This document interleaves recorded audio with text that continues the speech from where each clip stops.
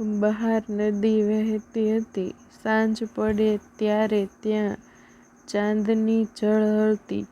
એ જ કિનારે નીલ અને કાવ્યા રોજ મળતા. શબ્દો ઓછા, આંખોમાં હજારો વાતો.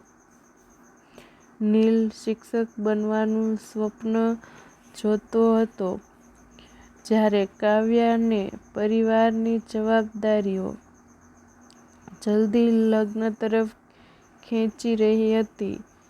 બંને જાણતા હતા, સમય એમની સાથે નથી. એક રાત્રે કાવ્યાએ ધીમે કહ્યું, "જો આપણે સાથે ન રહી શકીએ તો?" નીલે જવાબ આપ્યો, "તો પણ પ્રેમ તો સાથે રહેશે."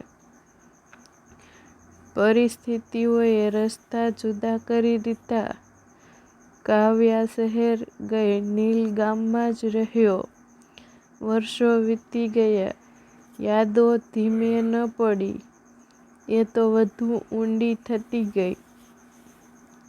એક દિવસ નીલને પત્ર મળ્યો. કાવ્યાએ લખ્યું હતું, "જીવનમાં બધું બદલાયું, પણ નદી કિનારાની એ ચાંદની આજે પણ યાદ આવે છે." નીલ નદી કિનારે ગયો. ચાંદની હજી હતી. કાવ્યા પણ આવી. કોઈ ફરિયાદ નહીં, કોઈ અફસોસ નહીં, ફક્ત શાંતિ.